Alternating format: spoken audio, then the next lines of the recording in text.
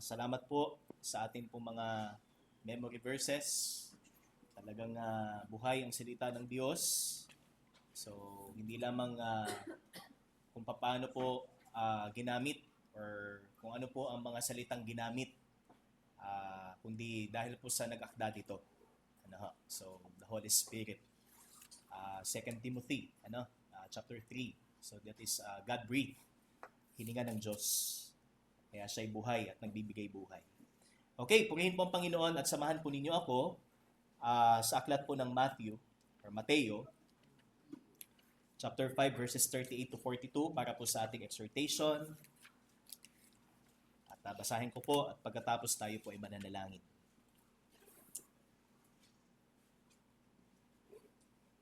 Matthew chapter 5, verses 38 to 42.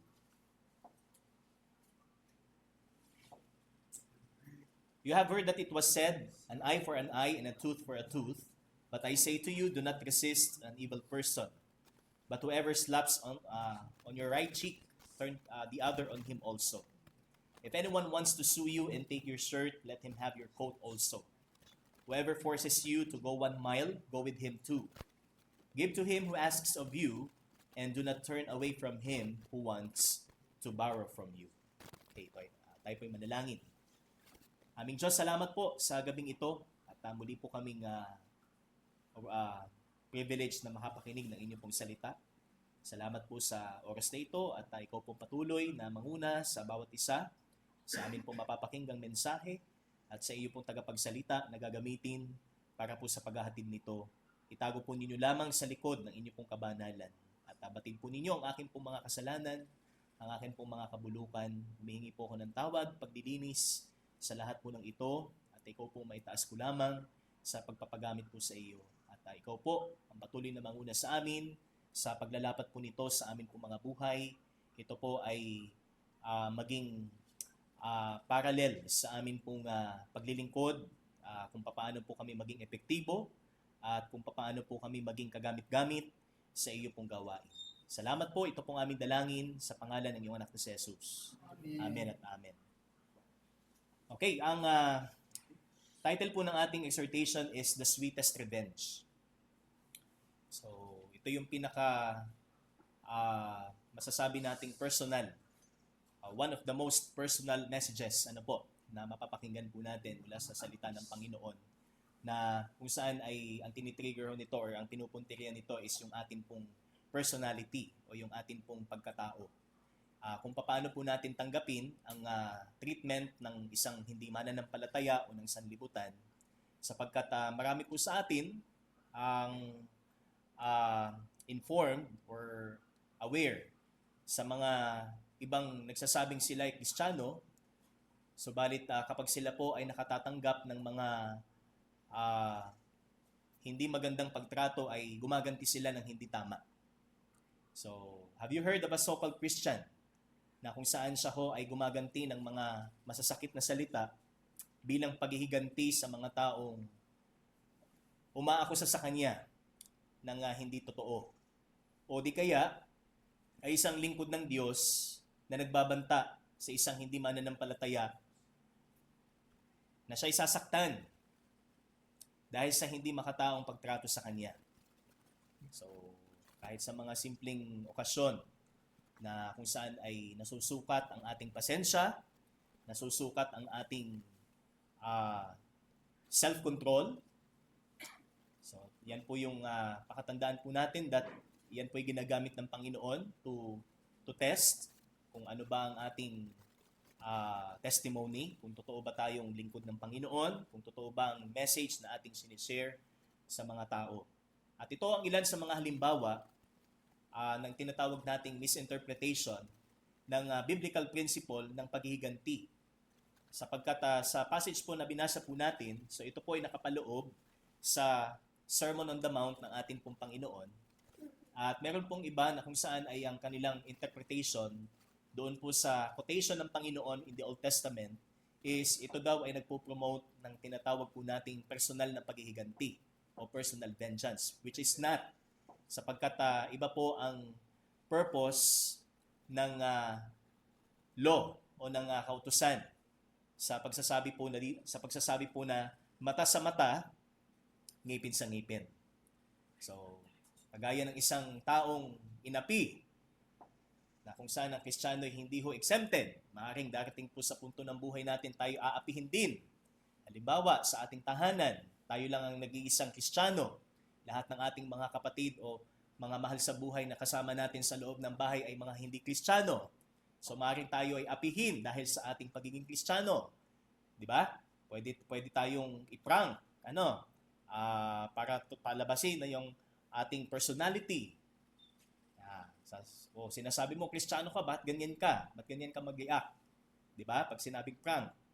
So, yan yung mga pwedeng mangyari sa atin, sa labas, sa community, sa mga kapitbahay natin, sa mga kahanggan natin. So, ano bang dapat na maging testimony natin sa kanila? So, ito yung ating purpose po sa gabing ito. So, to apply the biblical principle of retaliation correctly, understandably, and accordingly. So, ano ba ang konsepto ho ng retaliation na makikita ho natin sa salita ng Panginoon? So, what does that really mean? And does that command gives us a license for personal retaliation? So, ito bang sinasabi ng Panginoon na mata sa mata, ngipin sa ngipin, ito ba ay lisensya natin para sa ating personal na paghihiganti? Ito ba ay lisensya natin para gumawa ng hindi mabuti sa ating kapwa bilang paghihiganti sa kanilang masakit na ginawa sa atin? Kaya ito po yung ating puntos, mga kapatid. At sabi po dito, number 1 is the biblical principle of retaliation. So that is in verse 38. Sabi po dyan, you have heard that it was said, an eye for an eye and a tooth for a tooth. Mata sa mata, ngipin sa ngipin.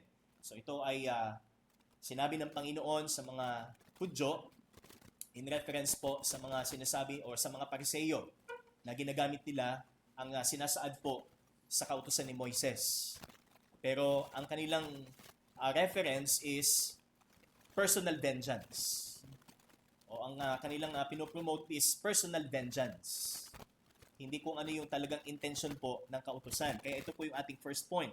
So the biblical principle of retaliation, and then we have number 2, the extra biblical interpretation of retaliation, and number 3, the biblical application of retaliation. So una, ang biblical na turo o prinsipyo patungkol sa paghihiganti. Ikalawa ay ang hindi biblikal o labas sa Bibliyang interpretasyon ng paghihiganti. Ang ikatlo naman ay ang biblikal na paglalapat ng paghihiganti. So ito yung ating 3 puntos. So sa first point po, mga kapatid, tinan po natin, napakinggan ninyo at nasasabi o nasusulat, mata sa mata, ngipin sa ngipin. So it was quoted in the Mosaic Law. That is from Exodus 21, verse 23 to 25. Mababasa po natin yan. At sabi po dyan, but if there is any further injury, then you shall appoint as a penalty life for life, eye for eye, tooth for tooth, hand for hand, foot for foot, burn for burn, wound for wound, bruise for bruise. And in Leviticus 24:19 to 20, if a man injures his neighbor, kapag sinugatan ng isang tao ang kaniyang kapitbahay, sabi dyan, just as he has done, so it shall be done to him. Fracture for fracture, eye for eye, tooth for tooth, just as he injured a man, so it shall be inflicted on him. Halimbawa, nabalian ng braso ang iyong kapitbahay dahil sa iyong ginawa. So babalian ka din sa braso. Kung ilan yung pasa mo sa muka, yun din yung bilang ng pasa dapat na magkaroon ka as a punishment. So yun yung Mosaic Law. Ano po? Pero hindi po ito nagtuturo ng personal na paghiganti kasi ang command ho na ito is nagre-reflect ng tinatawag po nating reciprocal justice. So this reflects the principle of reciprocal justice, the required punishment to exactly match the crime. So yun po yung biblical. So yun yung tinatawag natin sa Latin word na lex talionis. Okay? So that is the required punishment to exactly match the crime, and it was first recorded in the Code of Hammurabi.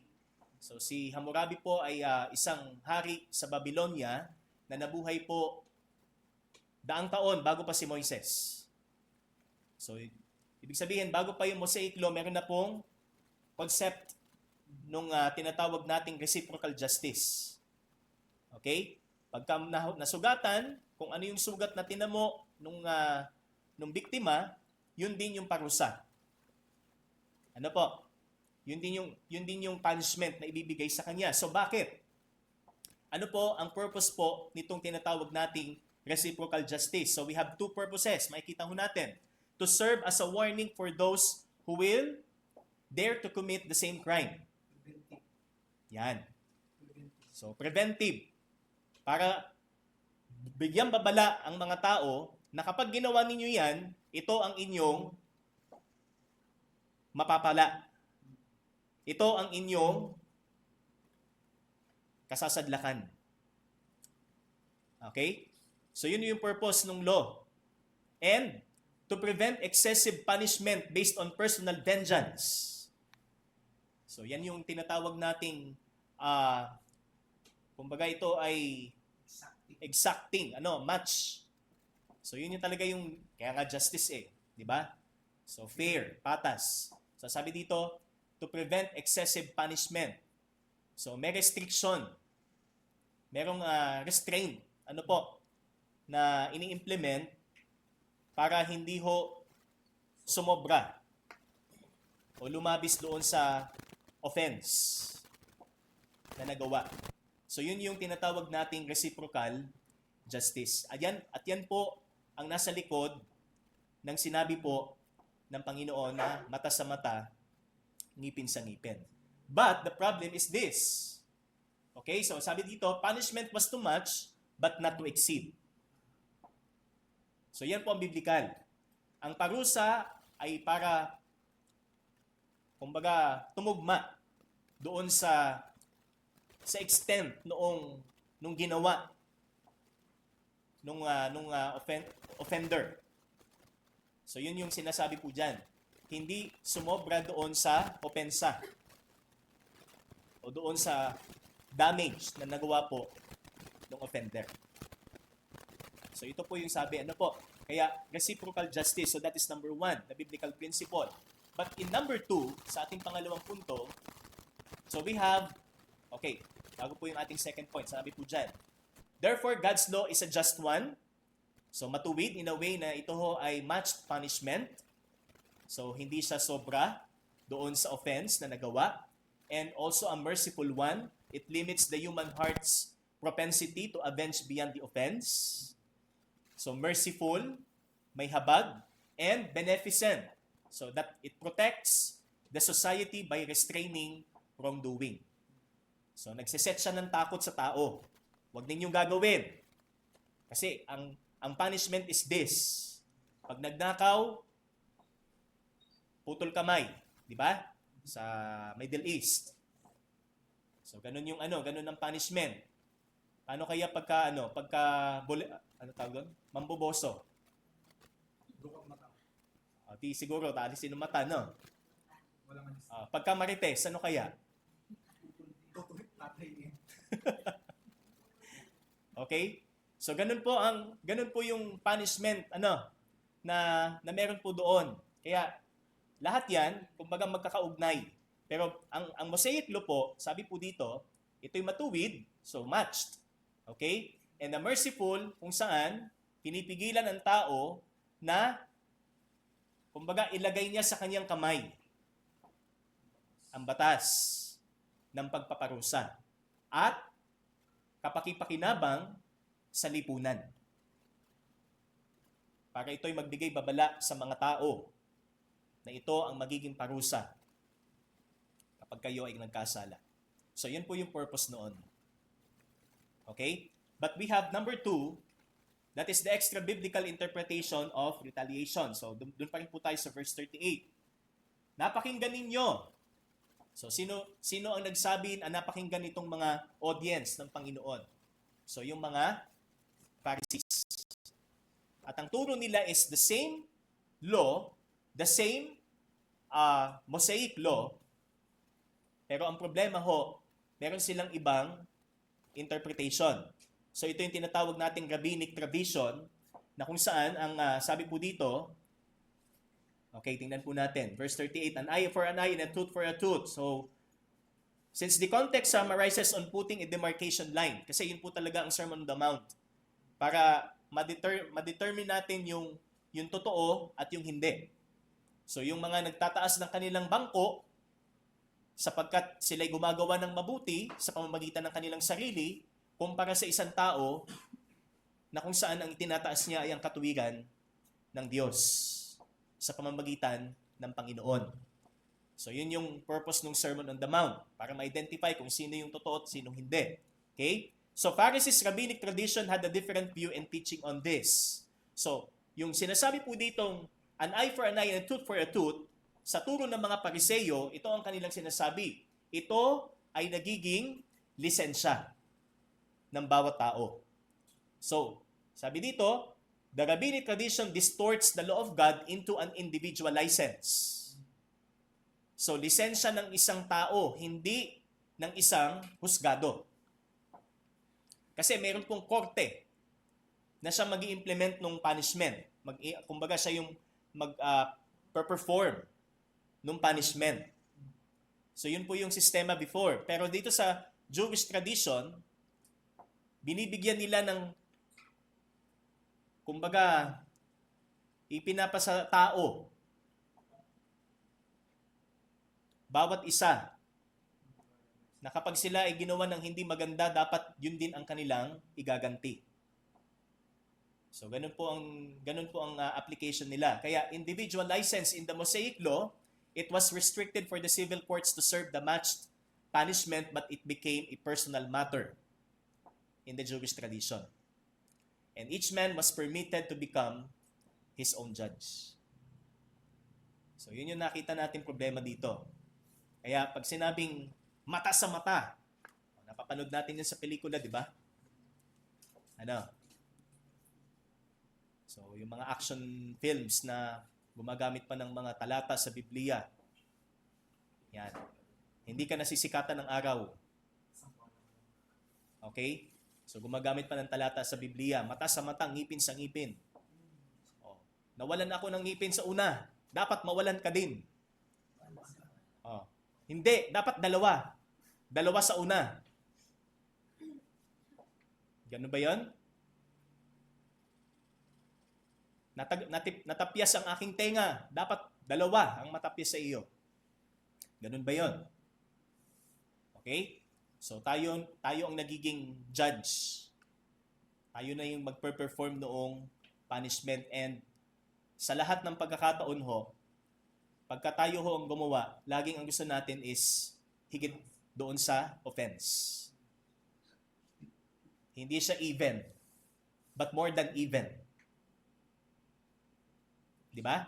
Yun po yung sa atin. So, sabi dyan, they turned the law of God into an individual license. Each man was permitted to become his own judge, jury, and executioner. So, para na tayo yung mga Roman soldiers na humampas sa Panginoon. Wala tayong pinag-iba sa kanila. Yung mga berdugong humampas sa likod ng Panginoon. Ganon din tayo. Kapag ang nasa puso natin ay paghihiganti, ayon sa atin, hindi ayon sa Bible. Okay? So, ganun po eh. Ang sinful nature natin, pagka nakaramdam tayo ng sakit sa ibang tao, gusto natin masigit yung sakit na mula sa atin. Higit yung sakit na ibibigay natin sa kanila. Pwedeng physical, pwedeng verbal. Ano? Pero, is that so? Yun ba talaga ang sabi dito? Na paghihiganti. Na dapat mata sa mata o ngipin sa ngipin. Okay, so that is number 1, an individual license and a personal vengeance. So ito yung naging personal na. Okay? So they conveniently used it as a mandate for personal vengeance. Sa tradisyon ng mga Pariseyo, ito'y nagiging mandato para sa paghiganting personal. Hindi na sa husgado o husgadong sibil. Okay? This command has been misinterpreted into a merciless retaliation. Walang awa. Walang awa. And it paved the way into a selfish overreaction, which is the natural response of a sinful human nature. Okay? Nangyayari yan sa atin mostly sa mga hindi Kristiyano kapag na-encounter po natin hindi Kristiyano. Kung meron man tayong kamag-anak na hindi mananampalataya na talagang wala silang ginawa kundi siraan tayo, wala silang ginawa kundi yurakan tayo, o di kaya ay estranghero na walang ano-ano basta na lang tayong sinaktan. Di po ba? Ano ang magiging response natin? Anong igaganti natin sa kanila? Ano po? Kaya it has been misinterpreted into a merciless retaliation. So ang sabi po diyan, human vengeance is never satisfied with justice. Kailanman ang pagiganti ng isang tao hindi nahustuhan sa hustisya. It wants a pound of flesh for an ounce of offense. So sa opensang ginawa sa iyo, na ang timbang ay isang, sabi dito, 1 ounce, ang gusto mong iganti ay 1 libra. Which means higit doon sa opensa na ginawa sa iyo. Sana hindi ito nangyayari sa atin. Halimbawa, minura ka. Mumurahin mo din ng 10 beses. 1 beses ka lang minura. Sinampal ka 1 beses, sinampal mo ng 10.